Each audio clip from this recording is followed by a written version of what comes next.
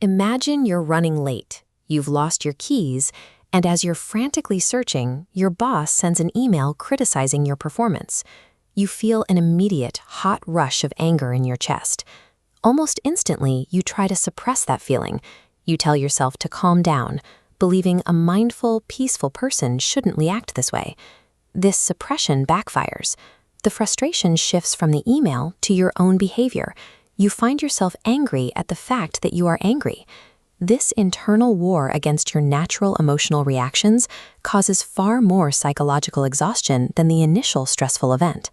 Widespread cultural myths suggest that ending this inner conflict requires decades of mental discipline and asceticism. This archetype implies that peace is a distant finish line, reached only through grueling effort. Thinkers like J. Krishnamurti and Sri Bhagavat challenge this timeline. They argue that liberation requires literally 0 seconds of effort. Enlightenment occurs through the instantaneous correction of a misunderstanding about how our own brains operate. The subconscious mind is an automatic hard drive built on past conditioning.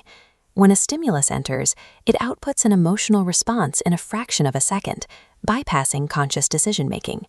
The conscious mind acts only as a biological sensor, experiencing sensations the subconscious generates. Your hardware is designed to feel what the subconscious generates, but it lacks the wiring to author or alter those feelings. The inner war triggers the moment the conscious mind tries to change the subconscious output. It steps out of its sensory role and attempts to take control of an automated process. It is as impossible as a thermometer trying to lower the temperature of an oven. The sensory tool violently destroys itself.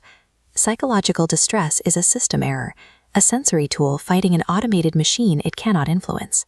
Practices like yoga and meditation successfully produce temporary physical feelings of peace. These feelings are often tethered to a specific teacher or a controlled environment. These are bodily experiences, and biological law dictates that every experience eventually fades. Once the sensation of peace passes, the subconscious remains ready to react to life's stressors. Chasing a permanent state of bliss through physical or meditative practice is biologically impossible. An experience cannot serve as a permanent cure. Liberation stems from an intellectual realization. Your conscious mind possesses 0 power over your subconscious reactions. When you understand that you lack the biological hardware to change an emotion, the conscious mind stops its futile attempt to override the system. When anger or anxiety arises, you simply let the body feel the sensation.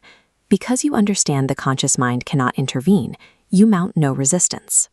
As you stop fighting the initial emotion, the secondary layer of suffering, the inner war, vanishes. You achieve liberation the moment you surrender the illusion of control over your own automated biology. This model of surrendering the illusion of control mirrors the historical accounts of Siddhartha Gautama. After years of attempting to forcefully discipline his mind through asceticism, he reached total exhaustion under the Bodhi tree, finally ceasing his struggle against his own thoughts. Enlightenment does not transform you into an emotionless robot. You still feel the full range of human sadness and anger. Realization is the permanent understanding that emotional reactions are just passing weather.